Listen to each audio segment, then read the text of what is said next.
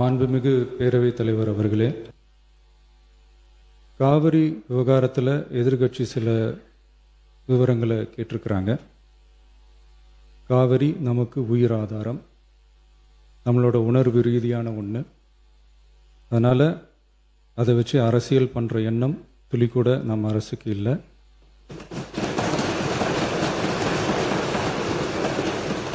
அதுக்கான அவசியமும் இல்லை. மேகதாது விவகாரத்தில் நாம் எல்லாரும் சேர்ந்து தான் தீர்மானம் போட்டோம். அதை நேர்முக கடிதமாக மாண்புமிகு பிரதமர் அவர்களுக்கும் அனுப்பி வச்சிருக்கிறோம். அதோடு நாம் அப்படியே இருந்துடல.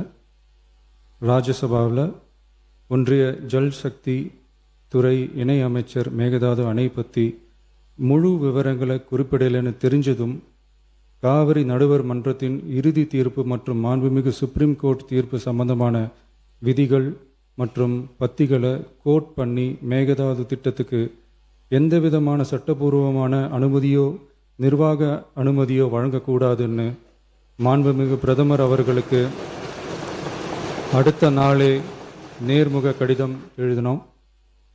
காவிரி நதிநீர் பங்கீட்லேயும் சரி, மேகதாது அணை கட்டுற முயற்சிகளை தடுக்கிறதுலையும் சரி, தமிழ்நாட்டோட உரிமையை நம்ம அரசு கொஞ்சம் கூட விட்டு தரவே தராது. அதுதான் நம்மளோட நிலைப்பாடும். அதே நேரத்தில் கர்நாடகாவில் சில அணைகள் கட்ட ஆரம்பித்ததை பற்றியும் இதே அவையில் 1969 ஒரு விவாதம் நடந்திருக்கு. அப்போது நீர்வளத்துறை அமைச்சராக இருந்தது யார்? அப்போ அணை கட்ட விட்டது ஏன்னு கேட்டு அந்த மாதிரி சீப் பாலிடிக்ஸ்லாம் நான் பண்ண விரும்பலை.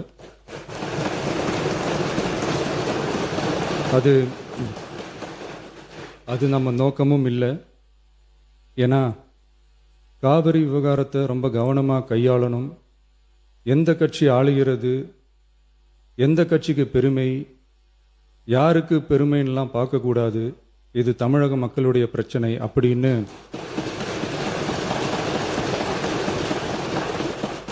அப்போ இருந்த எதிர்கட்சி தலைவர் திரு திருமன் அவர்கள் சொன்னதை இந்த சபையில் சொல்ல விரும்புகிறேன். காவிரி பிரச்சனையில் சம்பந்தப்பட்ட 2 மாநிலங்களும் ஒன்றிய அரசும் உட்கார்ந்து முடிவெடுக்கணும்னு 1969 இந்த சபையில் பேசியிருக்கிறாங்க. அதுக்கப்புறம் நிலைமை வேறு மாதிரியெல்லாம் போயிடுச்சுன்னும் நம்ம எல்லாருக்குமே தெரிஞ்சது தான். சட்டப்படி இந்த பிரச்சனையை அணுகிறதுல நாம் உறுதியாக இருக்கிறோம், அதில் மாற்றமே இல்லை. இருந்தாலும் ஒரு அட்டெம்ப்ட் எடுத்து பார்க்கலாம்னு தோணுனது தான் அந்த பெங்களூர் விசிட். அப்படி ஒரு விசிட் பற்றி ஃபஸ்ட்டு யோசித்து கேட்டதும் நான் தான். நாம் பெங்களூர் போக நினச்சதை பற்றி பல ஒப்பீனியன்ஸ் வந்துச்சு. நாம் போக நினச்சதுக்கு காரணம், ஒருவேளை இந்த பிரச்சனை தீர்க்கறதுக்கான ஒரு பாசிட்டிவ் சைன் கிடைச்சா நல்லா இருக்குமேன்னு ஒரு எண்ணத்தில் தான். இன்றைய காலத்தில் பகை நாடுகளை பேசி தீர்க்க பார்க்குறாங்க. பக்கத்து மாநிலத்தோட பேசி பார்த்தா என்னன்னு நினச்சேன்.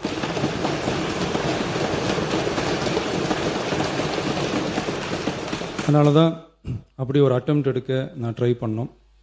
ஒருவேளை அந்த அட்டெம்ப்டில் ஒரு அவமானம் நேர்ந்தால் என்ன செய்யன்னு சில பேர் கேட்டாங்க. அப்படி நடந்தால் தமிழ்நாட்டு மக்களுக்காக அதையும் தாங்க தயாராக தான் இருக்கேன்.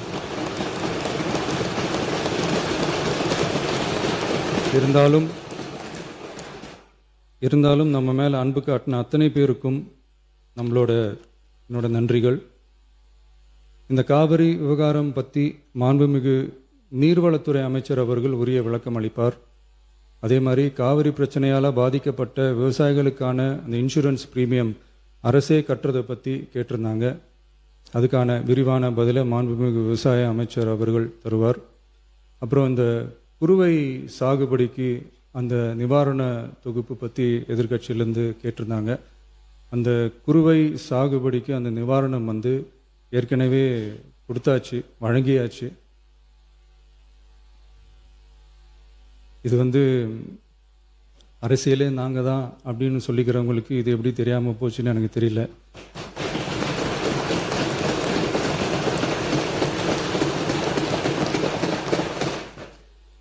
முன்ன பின்ன பேப்பர் படிச்சிருந்தா நாட்டில் என்ன நடக்குதுன்னு தெரிஞ்சிருக்கும்.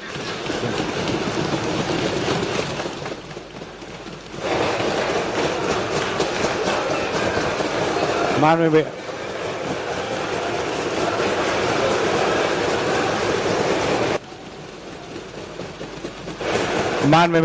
எதிர்க்கட்சி தலைவர் சுருக்கமாக கொஞ்சம் அமைதியா இருங்க. மாண்புமிகு எதிர்க்கட்சி தலைவர் பேசுவதற்கு நீங்க அமைதியா இருங்க. நீங்களே இப்படி பிரச்சனை பண்ணா எப்படி? அமைதியா இருங்க, அவங்க பேசணும் சுருக்கமாக. பேரவைத் தலைவர் அவர்களே, ஸ்பெஷல் பேக்கேஜ்னா நீங்க கொடுத்தது 134 கோடி கொடுத்தீங்க. அது அனைத்து அரசுலையும் கொடுக்கறக்கூடிய ஸ்பெஷல் பேக்கேஜ் தான். இப்ப வறட்சி நிவாரண நிதி அவங்க கேட்கறாங்க. இது ரெண்டுத்துக்கும் வித்தியாசம் தெரிஞ்சுக்க வேண்டும். இது வெறும் காலைல பேப்பர் படிச்சா மட்டும் பத்தாது. அங்க அனைத்து கட்சி கூட்டத்தை கூட்டி அனைத்து விவசாயிகளோடையும் போய் கலந்து பேசி அவங்களுடைய கோரிக்கைகள் என்னன்னு நீங்க தயவு செய்து கேட்டுக்கொள்ள வேண்டும். அதே மாதிரி முன்னர் மாண்புமிகு இதெல்லாம் மன்னிக்கணும். மாண்புமிகு எதிர்க்கட்சி தலைவர்கள் இப்போது வறட்சி நிவாரணத்தை பற்றி சொன்னார்கள். செப்டம்பர் இறுதி வரையிலும் பார்த்துவிட்டு தான் வறட்சி நிவாரண பணிகளை ஆற்றுவது வழக்கம். அவை அதை குறிப்பிட விரும்புகிறேன்.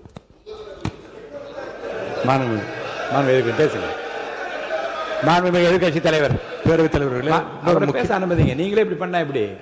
மாண்புமிகு எதிர்க்கட்சி தலைவர் சுருக்கமா தலைவர்களே, நாங்கள் இன்னொன்று திரும்பி கேட்பதுதான், கர்நாடகாவில் அவங்க அனைத்து கட்சி கூட்டத்தை கூட்டி முன்னாள் முதலமைச்சர்லாம் வர சொல்லி அவங்களுடைய கோரிக்கைகள்லாம் கேட்டுக்கிட்டு இருக்காங்க, தொடர்ந்து கேட்டுட்டு இருக்காங்க. இந்த தாவேக்கா அரசு ஏன் அனைத்து கட்சி கூட்டத்தை கூட்டுவதற்கு என்ன உங்களுக்கு பயம், என்ன உங்களுக்கு தயக்கம் என்பதை நான் கேட்டுக்கொள்ள விரும்புகின்றேன். அதே மாதிரி குறுவை பாதித்த சம்பவம் இன்னைக்கு கேள்விக்குறியாக நிலையில விவசாயிகளுடைய தொடர் கோரிக்கை டெல்டா மாவட்டங்களை வறட்சி பாதித்த மாவட்டங்களாக அறிவித்து அதற்கான உரிய நிவாரணங்களை அவங்க தொடர்ந்து கேட்டுட்டு இருக்கிறாங்க. எனவே அதையும் இந்த அரசு செய்ய வேண்டும் என்று கேட்டுக்கொள்கின்றேன். நன்றி.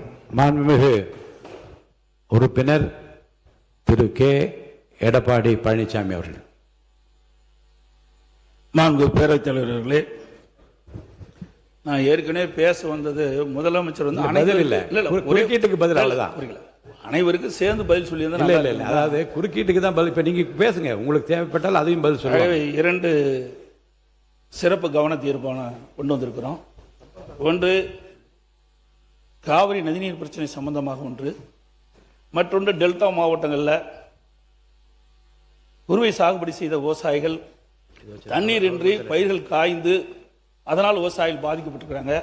அந்த பாதிக்கப்பட்ட விவசாயிகளுக்கு தேவையான நிவாரணத்தை அளிக்க வேண்டும் என்ற 2 தலைப்பின் அடிப்படையில் தான் நாங்கள் கொடுத்தோம். காவிரி நதிநீர் பிரச்சனை பற்றி நான் ஏற்கனவே இதே அவையில் நம்ம கொண்டு வந்தோம். மேகதாது பிரச்சனை சொன்னோம். நடுவர் மன்றத்தை பற்றி இங்கே ஒரு கருத்தை, ஒரு தீர்மானத்தை கொண்டு வந்து நிறைவேற்றிருக்காங்க. அது வந்து நான் ஏற்கனவே தெளிவாக நான் சொன்னேன். பத்திரிகையெல்லாம் வேறு விதமாக வருகின்றது.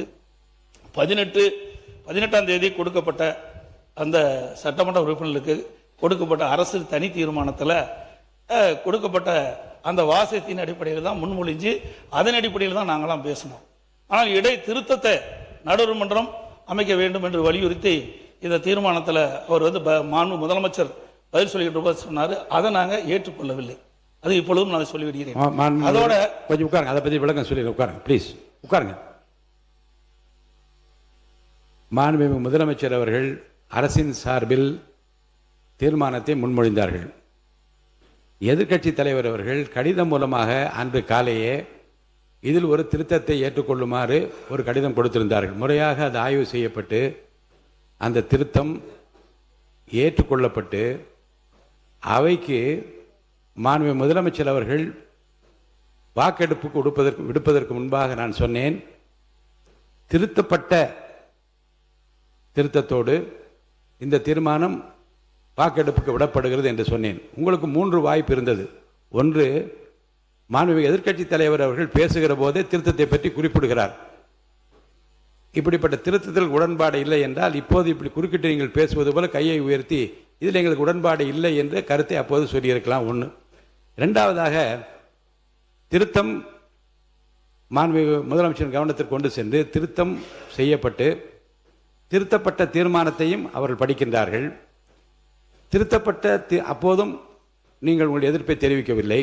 மாண்புமிகு முதலமைச்சர் அவர்கள் தீர்மானத்தை வாக்கெடுப்புக்கு விடுகிற போது நான் சொல்லுகிறேன், இந்த தீர்மானம் அரசின் தீர்மானம் திருத்தங்களுடன் வாக்கெடுப்புக்கு விடப்படுகிறது, ஏற்போர் ஆமன்க என்று சொல்லுகிற போது அனைவரும் ஏக மனதாக மகிழ்ச்சியாக அதை நீங்கள் ஆதரித்தீர்கள். அவையில் நடந்தது எல்லாமே குறிப்பில் இருக்கிறது. அப்போதும் எதிர்ப்பு தெரிவிக்கவில்லை. தீர்மானம் ஏகமனதாக நிறைவேறியது என்று அப்போதும் நான் ஒரு வார்த்தை சொன்னேன். வெளி மாநிலங்கள் எல்லாம் ஒற்றுமையாக இருக்கின்றார்களே என்று சொல்லுகிற நீங்கள் இந்த பிரச்சனையில் ஒற்றுமையாக இருக்க வேண்டும் என்பதும் அப்படி இருப்பதும் மகிழ்ச்சியாக இருக்கிறது என்பது கூட குறிப்பில் இருக்கிறது. ஆக 3 இடங்களிலும் உங்கள் எதிர்ப்பை தெரிவிக்காத நீங்கள் இப்போதும் அதை பற்றி பேசுவதற்கு நான் அனுமதிக்க மாட்டேன். ஏன்னால் ஏற்கனவே ஏகமனதாக ஒரு தீர்மானம் நிறைவேற்றப்பட்டிருக்கு. அதை பற்றி பேச வேண்டாம். அடுத்த கருத்து, இப்போது நீங்கள் கொடுத்திருக்கிற 55 விதியின் கீழ் கொடுத்திருக்கிற கவன ஈர்ப்பு தீர்மானத்தை மட்டும் பேசுங்கள். நான்கு பேரவைத் தலைவர்களே, அனைத்து இந்திய அண்ணா திராவிட முன்னேற்ற கழக கட்சி மட்டுமில்ல, தமிழகத்திற்கின்ற பல்வேறு அரசியல் கட்சி தலைவர்களும், குறிப்பா தமிழக வெற்றி கழக ஆட்சி இடம்பெற்றிருக்கின்ற அந்த கட்சியினுடைய தலைவர்கள் கூட குறிப்பிட்டிருக்கின்றார்கள். இன்றைக்கு கர்நாடகத்தில் எப்படி முதலமைச்சர் தலைமையில் அனைத்து கட்சி தலைவர் கூட்டம் கூட்டப்பட்டதோ, அதே போல தமிழகத்திலும் அனைத்து கட்சி தலைவர் கூட்டத்தை கூட்டி அவருடைய கருத்துக்களை கேட்க வேண்டும். அதோட இதற்கு முந்தி இருந்த அரசாங்கம், அனைத்து இந்திய அண்ணா திராவிட முன்னேற்ற கழக அரசாங்கம் சரி அல்லது மற்ற அரசாங்கம் இருக்கின்ற பொழுது, உணர்வுபூர்வமான பிரச்சனை வருகின்ற பொழுது, காவிரி பிரச்சனை வருகின்ற பொழுது அதை ஒரு சுமூகமாக தீர்க்க வேண்டும் என்ற அடிப்படையில் விவசாயிகளுடைய பிரதிநிதிகளுடைய, டெல்டா மாவட்ட விவசாயிகளுடைய பிரதிநிதிகளையும் அழைத்து அவருடைய கருத்துக்களையும் கேட்டு இந்த கருத்துக்களை எல்லாம் சட்டவர்களோடு கலந்து ஆலோசித்து பிறகு அதற்கு ஒரு அரசு ஒரு தீர்வு காண வேண்டும். இதுதான் கடந்த காலத்தில் இருந்த வரலாறு. அது மட்டுமல்ல, இன்றைக்கு கர்நாடக அரசு ஒவ்வொரு ஆண்டும் தண்ணீர் நம்முடைய தமிழகத்திற்கு தண்ணீர் கிடைக்கின்ற பொழுது போராடி வாதாடி தான் தண்ணீரை பெற வேண்டிய ஒரு நிலை இருந்து கொண்டிருக்கின்றது. இந்த ஆண்டு கர்நாடக அணையிலே போதிய தண்ணீர் இருந்தும் தண்ணீர் திறக்க மறுக்கப்பட்டது. காவிரி நீர் ஒழுங்காற்று குழு பரிந்துரையின்படி காவிரி மேலாண்மை ஆணையம் 15 நாட்களுக்கு தினந்தோறும் 3500 கனஅடி தண்ணீர் காவிரியிலே தண்ணீர் திறந்திட வேண்டும் என்று உத்தரவு பிறப்பிக்கப்பட்டும் ஒரு தண்ணீர் திறக்கவில்லை. ஆக அப்படி தண்ணீர் திறக்கப்பட்டிருந்தால் உரித்த காலத்திலே டெல்டா மாவட்டத்தில் இருக்கிற விவசாயிகள் குறுவை சாகுபடி செய்திருப்பார்கள். ஆனால் கர்நாடக அரசு தண்ணீர் கொடுக்க மறுத்துவிட்டது. இப்பொழுது கபினி அணை நிரம்பி விட்டது, கிருஷ்ணராஜசாகர் அணை நிரம்பி விட்டது, ஹாரங்கி அணை நிரம்பி விட்டது, கர்நாடகத்தில் இருக்கின்ற அணைகள்லாம் நிரம்பி உபரி நீர் தான் வந்து கொண்டிருக்கின்றது. ஏற்கனவே ஒவ்வொரு ஆண்டும் டெல்டா மாவட்டத்தில் இருக்கின்ற விவசாயிகள் குறுவை சாகுபடி செய்வார்கள். அதே போல இந்த ஆண்டும் கிணற்று தண்ணீரை நம்பி அவர்கள் டெல்டா மாவட்ட விவசாயிகள் பயிர் நடவு செய்தார்கள். தண்ணீர் பட்டாத காரணத்தினால் சுமார் 2 லட்சம் ஏக்கர் பயிர் செய்தார்கள். அதில் 1 லட்சம் ஏக்கர் தண்ணீர் இல்லாமல் வறண்டு காய்ந்து சேதமடைந்து விட்டது. அப்படி சேதமடைந்த விவசாயிகளுக்கு இந்த அரசு உரிய அதிகாரிகளை அனுப்பி கணக்கிட்டு பாதிக்கப்பட்ட விவசாயிகளுக்கு உரிய நிவாரணம் அளிக்க வேண்டும் என்று கேட்டு அமர்கின்றேன். மாண்புமிகு உறுப்பினர் திரு ஆர். செல்லசுவாமி அவர்கள்.